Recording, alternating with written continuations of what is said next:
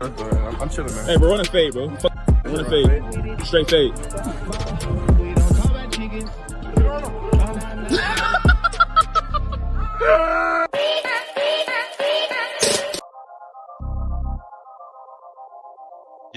Yo, what's going on, everybody? It's the CNG podcast, man. You know who it is. It's me, G Walker, and I got my partner with me. You know who it is. Introduce yourself to the people again and again. Tell them who you are.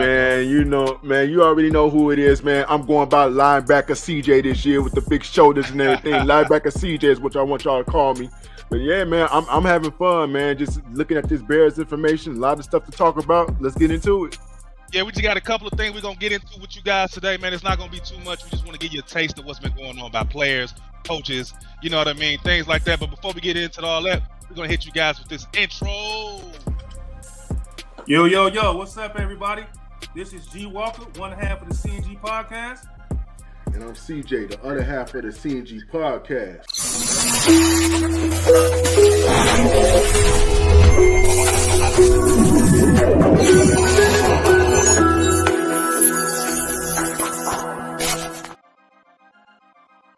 And just like that, hey, we back, CNG. Shout out to our girl, Antoinette. You know what I mean? How you doing, girl? Yeah, hope you're doing good. Have a good day today, man. For real. Don't be snapping on nobody. But yo, let's get into this Bears let's get into this Bears info we got, man. We got a lot of stuff on the screen, man.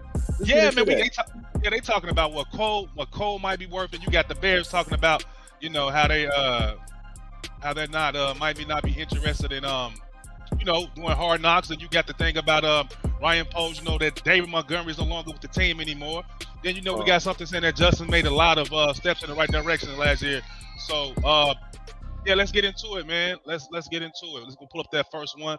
Now, CJ, we were in a position where we was on somebody else's show and everything like that, man, and it was debated that, you know, what is Cole Kmet really worth? You know what I mean? Somebody said $3 million. I said $6 million. Bro, but this says right here, he's right in the range of $13 million a year on a 4-year extension. Dude, what do you think about that, see? Is he worth that much? I don't think he's worth that much, but you know, we know the business. When you have a tight end that comes into a free agency year that has better numbers than Cole Kmet, then the market sets at that price and it goes down from there. So of course, you know, when you have a tight end that's high in the market as far as price, all the other tight ends are going to fall in line within that price and they're going to drop down. So of course, if you got a tight end that's high price, the other tight ends below that are going to have to want more money. So I don't know, man. $13 million, that's a lot. I mean, that's a lot of money, man. I didn't think that he was going to be able to get that much a year, bro. Like, this is outrageous to me. I don't think he's worth $13 million a year. I think he's worth about $6 or $7 million a year, man. That's number one. I don't even know what player is getting that much money as a tight end outside of what Travis Kelce or somebody like that. I'm pretty sure they're making more than that. Yeah. So do you think that they view him as Travis Kelce or somebody like that, CJ? No, I don't necessarily. Well, I can't really say what they view him as, but he is an important part of their offense. We've seen it last year. Justin Fields relies on him a lot with those short passes and everything. So he is a part of their offense. Right. So the fact is it's $13 million. You know, anybody could put a price tag on it, but I really believe that Poles would do it, you know, to where he believes that he's deserved to get paid and to where he's not overpaid, you know. Hey, man, I got to agree, man. I hope they don't overpay him. I want him to be paid exactly where he needs to be, you know, where he's paid at, what they value him at, because we still got to put other pieces on this team to build this roster. So, yeah, we're going to get into the next thing right here. This is pretty much everybody's been wanting to see this. This is something I've been wanting to see, is that the Bears, you know, show them on Hard Knocks, man. Give us something else. But we got somebody named Kevin Fishbane that says, no surprise, but the Bears are not interested in being on Hard Knocks. They are one of those teams eligible to be forced to do it in 2023. CJ, let's talk about that first part of this sentence, this quote right here. Forced to do it. The NFL is going to step in and say, hey, y'all got to do it? I mean, G Walker, again, man, it's a league. Of course, you know, people sign contracts every day. I don't know what's in the Bears contract season to season. I know it changes every now and then. You know, so I hope it's not a fact to where somebody's telling you we got to be forced to do something we don't want to do. And I get the Bears. The Bears are a new regime. They're coming into a new season, and I think this puts more eyes on Ryan Poles, his coaching staff, as far as the plans that they have. And I think with Poles, it's like, man, I'm not a dude that want to show all my cards, in the deck. I'm a dude that's quiet, that's, behind the scenes and everything. Yeah. So I'm not a person that's willing to just show everything to you guys. Hey, man, I got to agree with you said, because that's the type of person that he seems that he's kind of like, quiet, but he strikes fast. Mm-hmm. You never know what he's going to do until he does it. You know what I mean? So, hey, I got to agree with you on that one, man. The league might have to step in and do it because, hey, ticket sales and the Bears are up and coming this season. They did a lot of changes, so, they want to market that. But we got George McCaskey saying right here, we feel there are a number of teams that have compelling stories to tell on Hard Knocks, Bears included.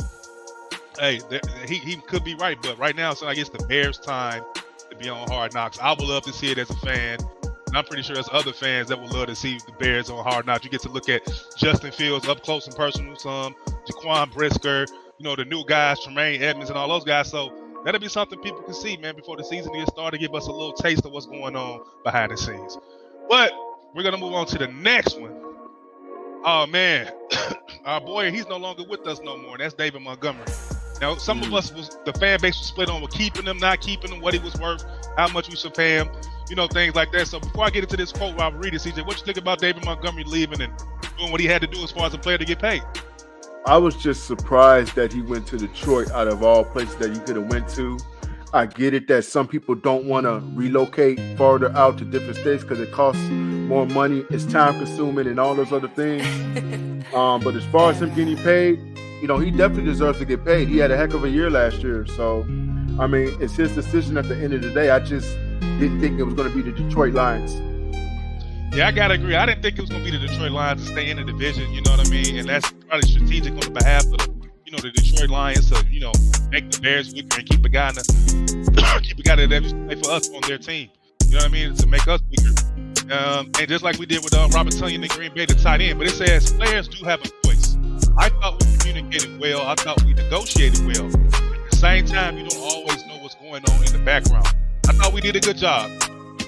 That's Ryan Poles on not resigning David Montgomery. So, CJ, what you got to think about that? You think he communicated well and negotiated? It just wasn't, did he feel like he was just more money? He had to just leave Chicago.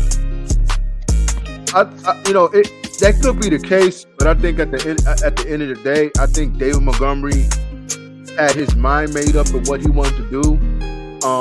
I think he was torn between staying with the Bears and going to another location. But I also think that Montgomery started seeing that maybe the offense was geared towards more Justin Fields and not him getting the ball 25 times a game.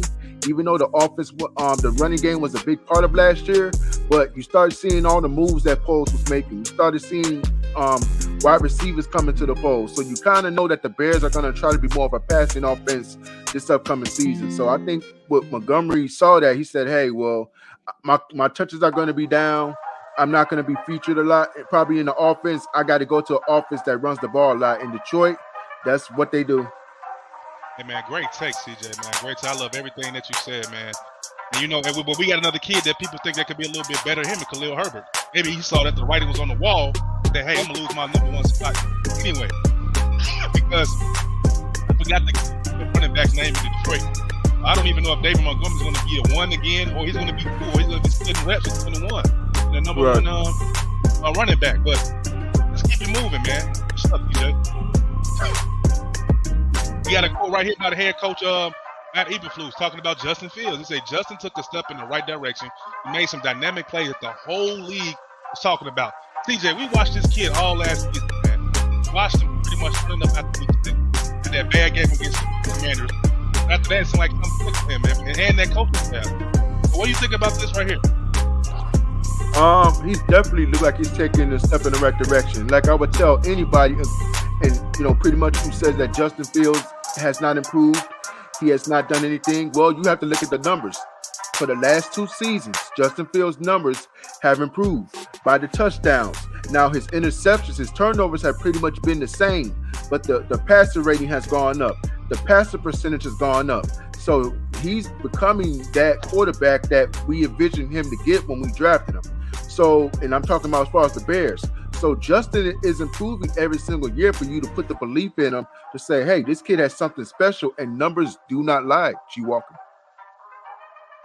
I gotta agree with you, man. Numbers do not lie. The whole league was taking notice of his talent, his leadership, his moxie, his swagger. You know, him getting up off the field after getting tackled, getting sacked, doing push-ups. He's just a tough kid, man.